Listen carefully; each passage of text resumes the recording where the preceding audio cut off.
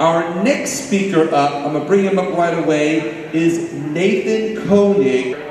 Nathan, thank you so much for being here. I really appreciate it. All right, thank you, William. I appreciate you letting me be here today. So it's good to see everyone here at Maga Fest. It's great to see a lot of like-minded patriots here in the South Louisiana area. So again, I want to thank William Wallace and Clay Cangelosi, wherever they are, for allowing me to speak here today. And also want to thank my Lord and Savior Jesus Christ, because without him, we wouldn't be here, and it wouldn't be worthwhile doing any of this political activity. So, like I said, if you haven't met me before, my name is Nathan Koenig. I'm a writer for the Hayride. I also have my own Substack, the Louisiana First Standard. I'm really focused mainly on state and local politics, because I think that's an important area that people forget about these days. A lot of people only focus on national politics. But like I said, I write. I'm also a CPA here in the Jefferson Parish area. And then I'm also involved in a lot of grassroots activism. So several of the clubs that are here today, such as the LRA, Louisiana Republican Assembly, the Home Defense Foundation, and the Greater New Orleans Republican Women, even though I'm not a woman, I'm an associate member, but it's 2024. Yeah, so you never know. And also Tina Payton's Club as well, Jefferson Parish Republican Women. But today I wanted y'all to think about how things are changing in America and Louisiana in particular, because things have changed drastically in the last several decades. So I want y'all to picture a city that isn't too far from here that was once America's most European city, that was clean, you could raise a family there, it was affordable to live there, it was safe.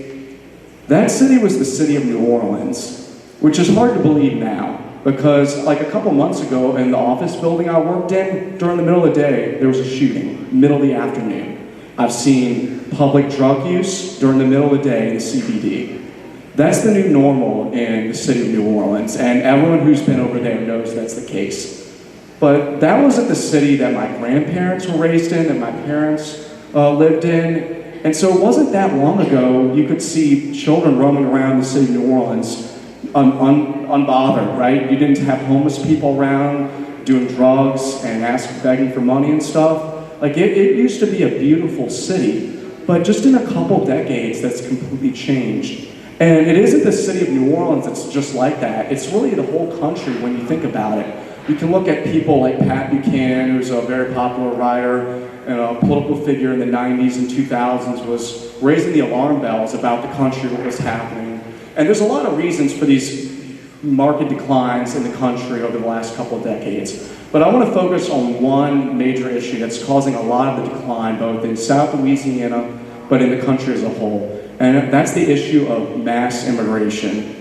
Whether we like to admit it or not, mass immigration has changed this country fundamentally, as Barack Obama said when he was president, that the other side, what I call the America Last people, have really pushed a demographic transition in this country that has really changed the fabric of our country.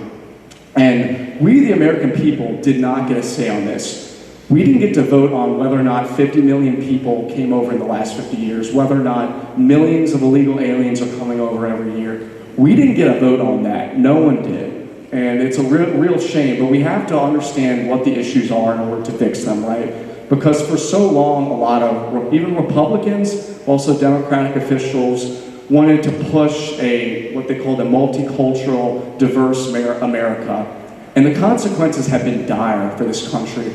And you could see some of the more major problems associated with mass immigration over the last couple of decades. I mean, crime being one of them, right? We're in Kenner right now. In the last several months, there have been 2 cases of illegal aliens raping teenage girls in the city of Kenner. That happened. And now the media doesn't want to talk about that, but that's happening because we're allowing millions upon millions of people, both legal and illegally, into this country. And it's ridiculous, and someone's got to stand up for it, but a lot of our elected officials aren't doing that. So you can see crime is, of course, one of the major concerns, but there's a lot of other things that you can, if you take a step back and you look and see that's causing a lot of issues in America. I mean, you can look at housing, for instance. That's something that's affecting a lot of people my age. A lot of young people will never be able to own a home in this country. And when you bring in millions of new people each year, that's going to really mess up the supply of housing, right? When you bring in more demand, that's going to make stuff more expensive. So talk about the housing crisis in America. A lot of that's going to be due to tens of millions of people coming into this country over the last couple of decades. You can look at healthcare. If you have a health insurance policy like I do through work, not a lot of people have that through their work. So it's so expensive to buy health insurance now because we have a lot of people coming in and using the emergency room like it's candy. It's ridiculous. If any of you have been to an emergency room recently, you see so many people in there that clearly haven't been in this country very long. They don't pay anything into the system. They don't have health insurance policies, but they're using more health care than you and I do on a regular basis. And then you can look at auto insurance. That's something that's affecting Louisiana. No one wants to talk about why auto insurance is so expensive in Louisiana, because we have a ton of people driving around that don't even have driver's license. Right? Like, that's ridiculous. If for us, we're like second-class citizens when you're actually a citizen in this country at this point. When you look at things like auto insurance, how expensive it is, housing, I mean, even education in this area, your tax dollars are going to pay for the education of the children of illegal immigrants. That's happening in Jefferson Parish. That's happening all over South Louisiana and the country at large. So there's all these issues that are kind of building up that you might not see on the surface, but when you take a step back and you think about it, well, illegal immigration's affecting a lot of these issues that are affecting the pocketbooks of Americans, the public safety of American citizens. I mean, in fact, over the summer, the next speaker can attest to this, when I went to a Turning Point conference over this past December, I was in the Phoenix airport and I saw dozens and scores of illegal aliens who were getting free plane tickets to go all over the country. That was happening, and the media wasn't reporting on it. They were able to go through TSA without any identification. They didn't have to pay for plane tickets. Well, my friends and I, we were going to a patriotic conference. We were having to show our identification, having to be screened, being treated like plebs, while these illegal aliens get to come in and get all this free stuff. And it's happening not just in the border states anymore. That's the other thing we have to recognize, that mass immigration isn't just a border state issue anymore. It's not just affecting California, Texas, Arizona. That was where it started, right?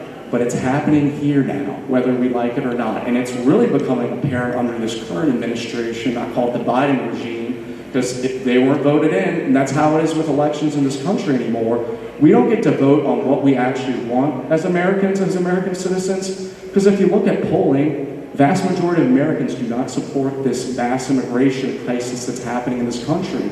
55% of Americans, according to, I think, Pew Research, want less immigration in this country, not even just to keep it stable, but to decrease both legal and illegal immigration in this country. So it's not just like I said, a national issue anymore. It's affecting our own state. And that's why I really wanted to talk about it here today, because we can do something about it on the state and local level. This doesn't just have to be something we depend on the federal government to do. And that's how people have viewed it for a very long time. Well, it's a federal government issue and there's really nothing we can do about it.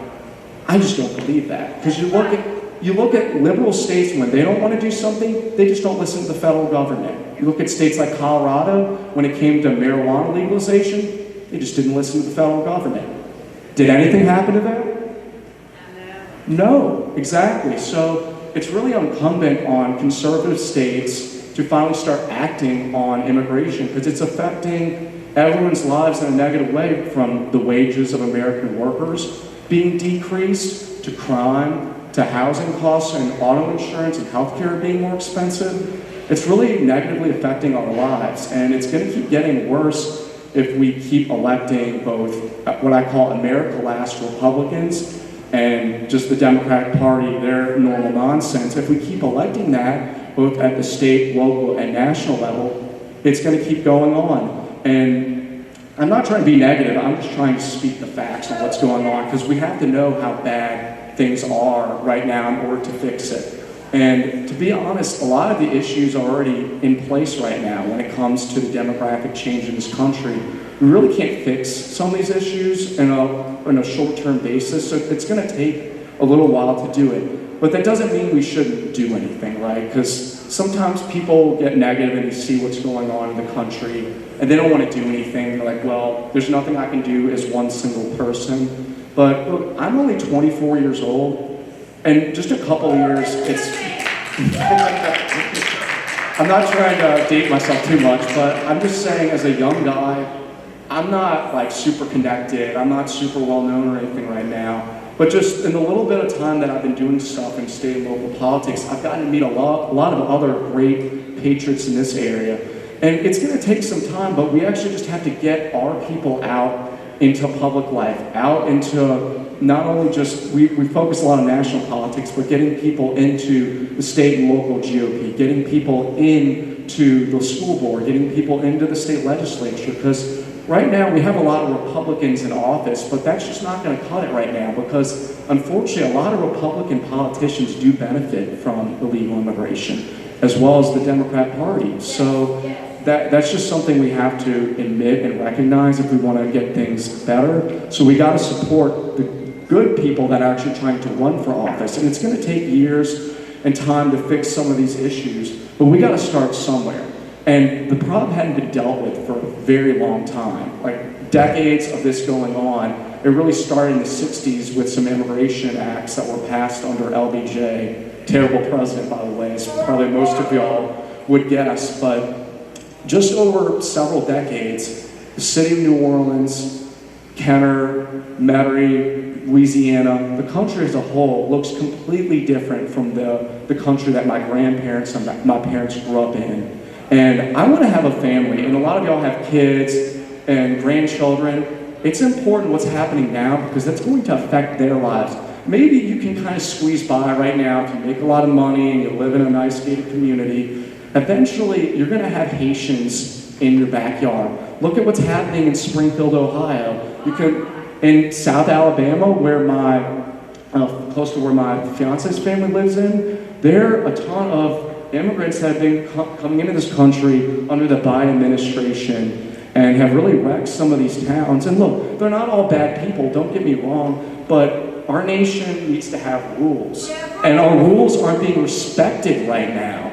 And it's sickening when the people in this country who have been here for a very long time, been here for generations, our families have been here, we're treated like second-class citizens. We're not getting free stuff. Look at the people in North Carolina. What happened to FEMA? FEMA's spending hundreds of millions or billions of dollars on illegal aliens, but the people in North Carolina get $750. It is a shame, thank you. And we need to point that out. You're getting me fired up, thank you. But we need to, like I said, point out these issues and not just be upset with what's going on, but actually take action on it. So that's what I've tried to do. A lot of people talk a big game on Facebook, on social media about what's going on. And we do need to push the narrative of what's going on. That's why I do a lot of writing in my own life. But we need grassroots activism where we are. We need to change where we are if we want to make things better on a larger scale. Because look, if we can't fix Jefferson Parish or South Louisiana, we're not going to be able to fix America. We can't fix a country if we can't even fix our own backyard, right? So that's a lot of what I just kind of wanted to talk to y'all about today, just some of the effects of mass immigration over the last several decades, how it's affecting us right now. But we have to think long-term, because there has not been a lot of long-term thinking in this country for a long time. We actually need to care about what's going on for not only for us right now, but what's going to happen, like I said, for our children, for our grandchildren. Because we're not going to have a country that they're going to want to live in eventually. They're not going to want to. I feel like that right now, almost in 2024. Imagine by 2050 or later what our country is going to look at like if we keep bringing in millions of illegal aliens every year. We're not going to have our country anymore. And we have to look at our country as an extended family with rules. We are not a set of ideas. We are a country with citizens and people. And like with your own home and your own family, you wouldn't let anyone do anything to your family, right? That would not be right. That would not be moral. Why is it okay then for us to allow anyone to do whatever they want to our country if we view the family, or if we view the country as an extended family, which is what it is? We are tied together by faith, by our customs and values over generations, and by blood too as well, over many, many years. So that's all I really wanted to talk about today. Just like I said, what's happening with immigration in this country and in this area, because it's going to affect us long term. You know, the economy might be good and bad at times and other political issues, but when there's something that can change the fabric of your country and you can't change that, that's something we really need to figure out and fix. So, like I said, we can do something this November, get out to vote, get people to elect America First, Louisiana First Republicans like Christy Lynch over here in the 1st Congressional District and all over the state. And we don't need just Republicans who are going to say and talk a lot, because we already have those people right now in office who are going to talk a lot about how we need to stop illegal immigration. I mean, I'm just going to name names. I see even Jeff Landry, Liz Murrill, they talk a big game about illegal immigration, and the legislature has, but I haven't seen anything done in the last several months. I'm going to be honest. Like, I like a lot of what they've done, but we actually need Republicans and conservatives who are going to do something. So not only do we need to get new elected officials to represent us, but we also need to hold the current ones accountable. Even if they're doing some great things like in education, we're making some good strides in education in Louisiana and some of the cultural war issues, but we need to hold them accountable when they're not doing anything on the core fundamental issues that are changing our country. So I just wanted to thank y'all again for letting me speak today. I know I got a little heated there, but this is something I really care about. So, like I said, my name is Nathan Koenig. I'm going to be here for a good bit. If y'all need anything, please talk to me. I'll be sitting in the back. I have, like I said, a Substack, the Louisiana First Standard. It's free to subscribe to. I have some cards and stuff to give out if y'all want any more information about the work I'm doing. But just want to thank y'all again, all the Maga Fest crowd, and we're going to put Louisiana first once again. Oh, no, Nathan, you're awesome, Nathan. Thank you so much. People have asked already about you and where to find you, and so you'll be here for a little bit, right? To be able to mingle a little bit. I'm just grateful that young people like you are not only awake and getting informed, but getting others informed. And I love your story. You not only have a good amount of information, you have a good personal story. So please share that with other people during the day. Yes. Thank you again. Thank you. All right.